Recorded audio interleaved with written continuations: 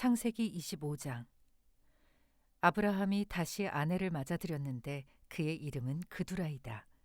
그와 아브라함 사이에서 시므란과 욕산과 무단과 미디안과 이스박과 수아가 태어났다. 욕산은 스바와 드단을 낳았다.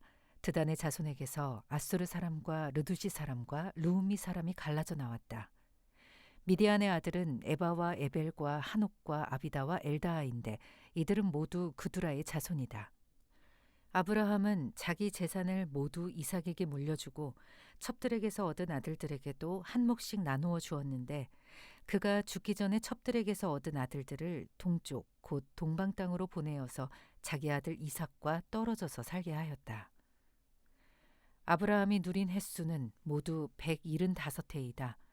아브라함은 자기가 받은 목숨대로 다 살고 아주 늙은 나이에 기운이 다하여서 숨을 거두고 세상을 떠나 조상들이 간 길로 갔다.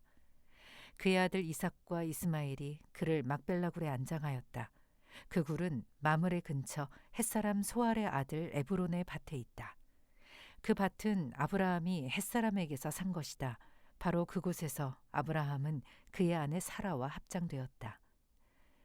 아브라함이 죽은 뒤에 하나님은 아브라함의 아들 이삭에게 복을 주셨다. 그때의 이삭은 부엘라 헤로이 근처에서 살고 있었다. 사라의 여종인 이집트 사람 하갈과 아브라함 사이에서 태어난 아들 이스마엘의 족보는 이러하다.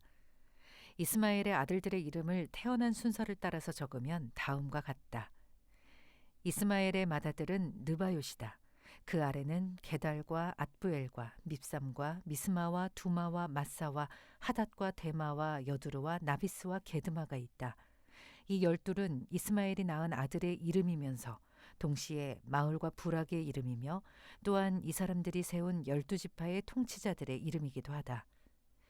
이스마엘은 모두 137해를 누린 뒤에 기운이 다하여서 숨을 거두고 세상을 떠나 조상에게로 돌아갔다. 그의 자손은 모두 하윌라로부터 수르 지방에 이르는 그 일대에 흩어져서 살았다. 수르는 이집트의 동북쪽 경계 북은 아시리아로 가는 길에 있다. 그들은 모든 형제들과는 적대감을 가지고 살았다. 다음은 아브라함의 아들 이삭의 족보이다. 아브라함이 이삭을 낳았고 이삭은 40살 때에 리브가와 결혼하였다. 리브가는 바단 아람의 아람 사람인 부두엘의 딸이며 아람 사람인 라반의 누이이다. 이삭은 자기 아내가 임신하지 못하므로 아내가 아이를 가지게 해달라고 주님께 기도하였다. 주님께서 이삭의 기도를 들어주시니 그의 아내 리브가가 임신하게 되었다. 그런데 리브가는 쌍둥이를 배웠는데 그 둘이 태안에서 서로 싸웠다. 그래서 리브가는 이렇게 괴로워서야 내가 어떻게 견디겠는가 하면서 이 일을 알아보려고 주님께로 나아갔다. 주님께서 그에게 대답하셨다. 두 민족이 너의 태안에 들어있다. 너의 태안에서 두 백성이 나뉠 것이다. 한 백성이 다른 백성보다 강할 것이다. 형이 동생을 섬길 것이다. 달이 차서 몸을 풀 때가 되었다. 태 안에는 쌍둥이가 들어있었다. 먼저 나온 아이는 살결이 붉은 데다가 온몸이 털투성이어서 이름을 에서라고 하였다. 이어서 동생이 나오는데 그의 손이 에서의 발뒤꿈치를 잡고 있어서 이름을 야곱이라고 하였다. 리브가가 이 쌍둥이를 낳았을 때에 이삭의 나이는 60살이었다. 두 아이가 자라 에서는 날쌘 사냥꾼이 되어서 들에서 살고 야곱은 성격이 차분한 사람이 되어서 주로 집에서 살았다. 이삭은 에서가 사냥해온 고기의 맛을 들이더니 에서를 사랑하였고 리브가는 야곱을 사랑하였다. 한 번은 야곱이 죽을 끓이고 있는데 에서가 허기진 채 들에서 돌아와서 야곱에게 말하였다. 그 붉은 죽을 좀 빨리 먹자. 배가 고파 죽겠다. 에서가 붉은 죽을 먹고 싶어 하였다고 해서 에서를 에돔이라고도 한다. 야곱이 대답하였다. 형은 먼저 형이 가진 맏아들의 권리를 나에게 파시오. 에서가 말하였다. 이것 봐라. 나는 지금 죽을 지경이다. 지금 나에게 맏아들의 권리가 뭐 그리 대단한 거냐? 야곱이 말하였다. 나에게 맹세부터 하시오. 그러자 에서가 야곱에게 맏아들의 권리를 판다고 맹세하였다. 야곱이 빵과 팥죽 얼마를 에서에게 주니 에서가 먹고 마시고 일어나서 나갔다. 에서는 이와 같이 맏아들의 권리를 가볍게 여겼다. 창세기 26장.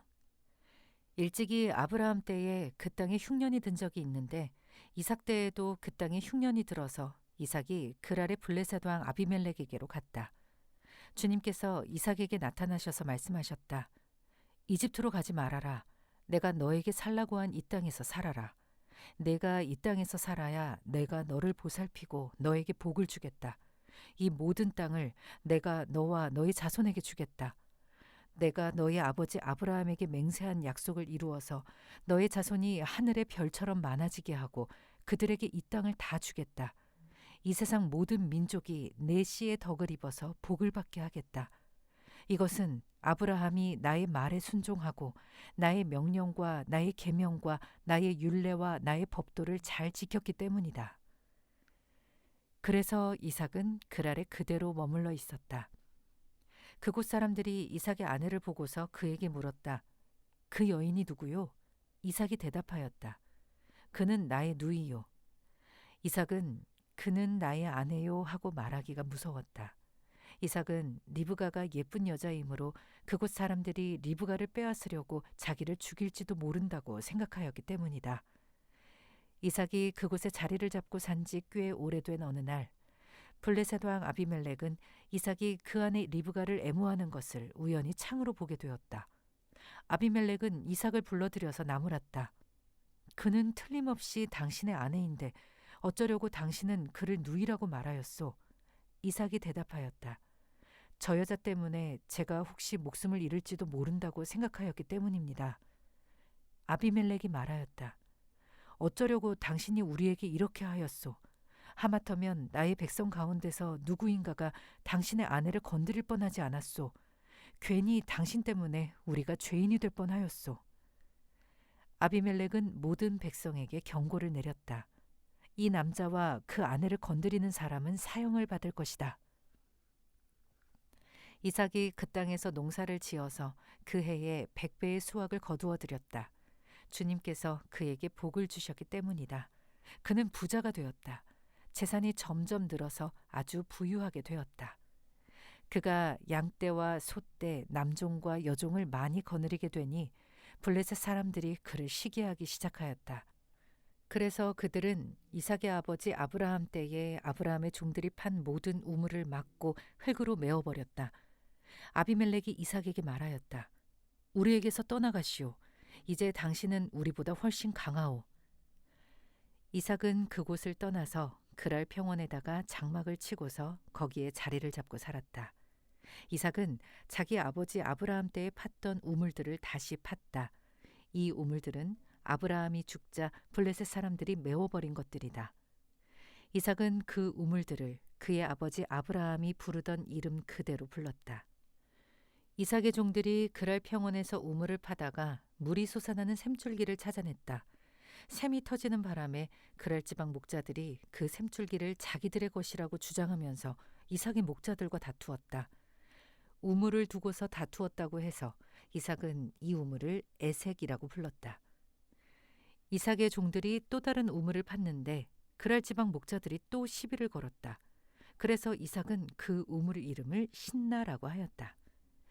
이삭이 거기에서 옮겨서 또 다른 우물을 팠는데 그때에는 아무도 시비를 걸지 않았다. 그래서 그는 이제 주님께서 우리가 살 곳을 넓히셨으니 여기에서 우리가 번성하게 되었다 하면서 그 우물 이름을 르호봇이라고 하였다. 이삭은 거기에서 브엘세바로 갔다. 그날 밤에 주님께서 그에게 나타나셔서 말씀하셨다. 나는 너의 아버지 아브라함을 보살펴준 하나님이다. 내가 너와 함께 있으니 두려워하지 말아라. 내가 나의 종 아브라함을 보아서 너에게 복을 주고 너의 자손의 수를 불어나게 하겠다. 이삭이 그곳에 제단을 쌓고 주님의 이름을 부르며 예배하였다. 그는 거기에 장막을 치고 그의 종들은 거기에서도 우물을 팠다. 아비멜렉이 친구 아웃삿과 군사령관 비골을 데리고 그랄에서 이삭에게로 왔다. 이삭이 그들에게 물었다. 당신들이 나를 미워하며 이렇게 쫓아내고서 무슨 일로 나에게 왔습니까? 그들이 대답하였다. 우리는 주님께서 당신과 함께 계심을 똑똑히 보았습니다. 그래서 우리는 우리와 당신 사이에 평화 조약을 맺어야 하겠다고 생각합니다. 이제 우리와 당신 사이에 언약을 맺읍시다. 우리가 당신을 건드리지 않고 당신을 잘 대하여 당신을 평안히 가게 한 것처럼 당신도 우리를 해롭게 하지 마십시오. 당신은 분명히 주님께 복을 받은 사람입니다. 이삭은 그들을 맞아서 잔치를 베풀고 그들과 함께 먹고 마셨다. 그들은 다음 날 아침에 일찍 일어나서 서로 맹세하였으며 그런 다음에 이삭이 그들을 보내니 그들이 평안한 마음으로 돌아갔다. 그날 이삭의 종들이 와서 그들이 판 우물에서 물이 터져 나왔다고 보고하였다. 이삭이 그 우물을 세바라고 부르니 사람들은 오늘날까지 그 우물이 있는 성읍을 브엘세바라고 한다. 에서는 40살이 되는 해에 햇사람 브에리의 딸 유딧과 햇사람 엘론의 딸 바스맛을 아내로 맞았다. 이 두 여자가 나중에 이삭과 리브가의 근심거리가 된다. 창세기 27장. 이삭이 늙어서 눈이 어두워 잘 볼 수 없게 된 어느 날 맏아들 에서를 불렀다. 나의 아들아. 에서가 대답하였다. 예, 제가 여기에 있습니다. 이삭이 말하였다. 얘야, 보아라. 너희 아버지가 이제는 늙어서 언제 죽을지 모르겠구나. 그러니 이제 너는 나를 생각해서 사냥할 때에 쓰는 기구들, 곧 화살통과 활을 메고 들로 나가서 사냥을 해다가 내가 좋아하는 별미를 만들어서 나에게 가져오너라. 내가 그것을 먹고 죽기 전에 너에게 마음껏 축복하겠다. 이삭이 자기 아들 에서에게 이렇게 말하는 것을 리브가가 엿들었다. 에서가 무엇인가를 잡아오려고 들로 사냥을 나가자 리브가는 아들 야곱에게 말하였다. 얘야, 나 좀 보자. 너의 아버지가 너의 형에게 하는 말을 내가 들었다. 사냥을 해다가 별미를 만들어서 아버지께 가져오라고 하시면서 그것을 잡수시고 돌아가시기 전에 주님 앞에서 너의 형에게 축복하겠다고 하시더라. 그러니 얘야, 너의 어머니가 하는 말을 잘 듣고 시키는 대로 하여라. 염소가 있는 데로 가서 어린 것으로 통통한 놈 2마리만 나에게 끌고 오너라. 너의 아버지가 어떤 것을 좋아하시는지 내가 잘 아니까 아버지가 잡수실 별미를 만들어 줄 터이니 너는 그것을 아버지께 가져다 드려라. 그러면 아버지가 그것을 잡수시고서 돌아가시기 전에 너에게 축복하여 주실 것이다. 야곱이 어머니 리브가에게 말하였다. 형 에서는 털이 많은 사람이고 나는 이렇게 피부가 매끈한 사람인데 아버지께서 만져보시면 어떻게 되겠습니까? 아버지를 속인 죄로 축복은커녕 오히려 저주를 받을 것이 아닙니까? 어머니가 아들에게 말하였다. 아들아, 저주는 이 어미가 받으마. 내가 시키는 대로 하여라. 가서 2마리를 끌고 오너라. 그가 가서 2마리를 붙잡아서 어머니에게 끌고 오니 그의 어머니가 그것으로 아버지의 입맛에 맞게 별미를 만들었다.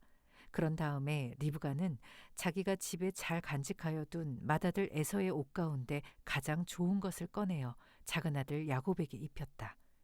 리브가는 염소 새끼 가죽을 야곱의 매끈한 손과 목덜미에 둘러주고 나서 자기가 마련한 별미와 빵을 아들 야곱에게 들려주었다. 야곱이 아버지에게로 가서 아버지 하고 불렀다. 그러자 이삭이 나 여기 있다.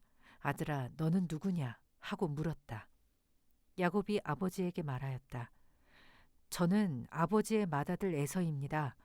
아버지께서 말씀하신 그대로 하였습니다. 이제 일어나 앉으셔서 제가 사냥하여 온 고기를 잡수시고 저에게 마음껏 축복하여 주시기 바랍니다. 이삭이 아들에게 물었다. 얘야, 어떻게 그렇게 빨리 사냥거리를 찾았느냐? 야곱이 대답하였다. 아버지께서 섬기시는 주 하나님이 일이 잘 되게 저를 도와주셨습니다. 이삭이 야곱에게 말하였다. 얘야, 내가 너를 좀 만져볼 수 있게 이리 가까이 오너라. 내가 정말로 나의 아들 에서인지 좀 알아보아야겠다. 야곱이 아버지 이삭에게 가까이 가니 이삭이 아들을 만져보고서 중얼거렸다. 목소리는 야곱의 목소리인데 손은 에서의 손이로구나. 이삭은 야곱의 2 손이 저의 형 에서의 손처럼 털이 나 있으므로 그가 야곱인 줄을 모르고 그에게 축복하여 주기로 하였다. 이삭은 다짐하였다. 네가 정말로 나의 아들 에서냐? 야곱이 대답하였다. 예, 그렇습니다. 이삭이 말하였다. 나의 아들아, 내가 사냥하여 온 것을 나에게 가져오너라. 내가 그것을 먹고서 너에게 마음껏 복을 빌어주겠다.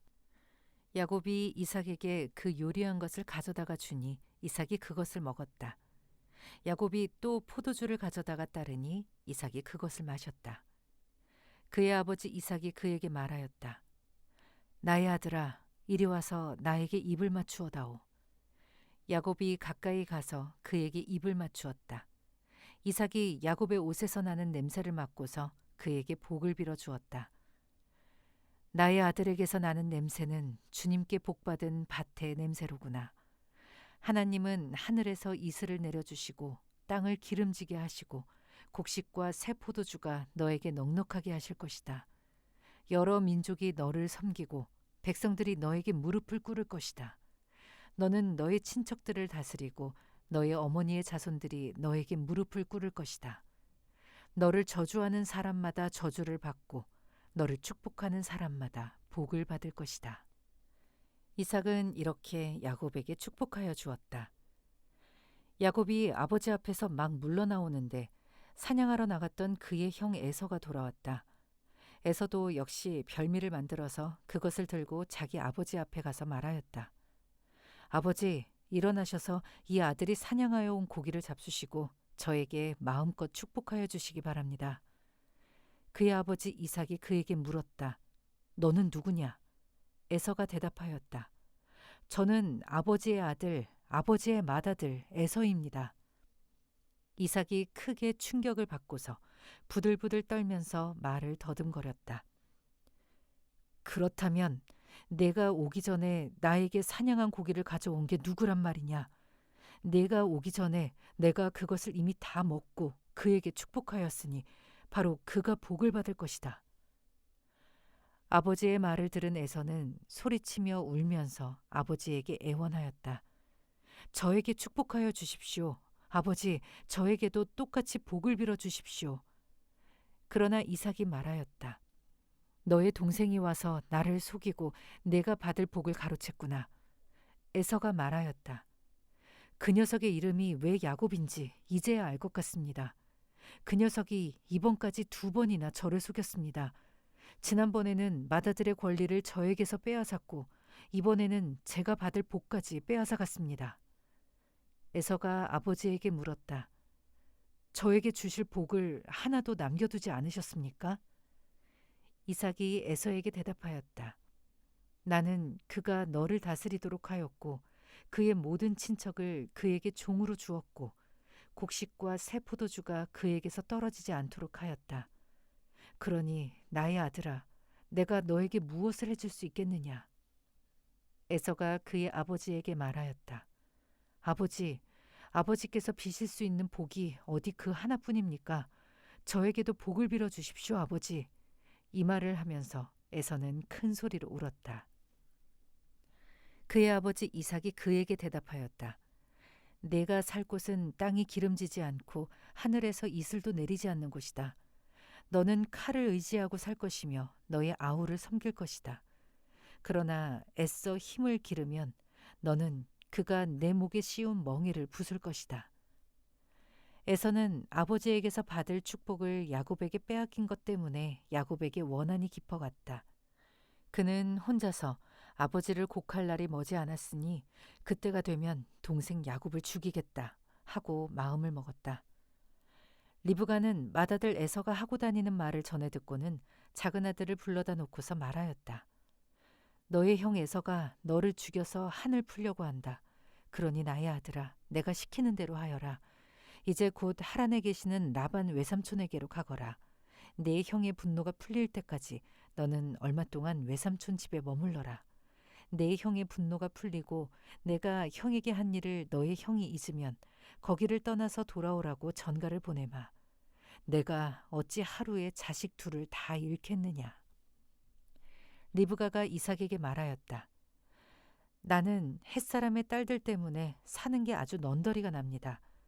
야곱이 이 땅에 사는 사람들의 딸들, 곧 햇사람의 딸들 가운데서 아내를 맞아들인다고 하면 내가 살아있다고는 하지만 나에게 무슨 사는 재미가 있겠습니까?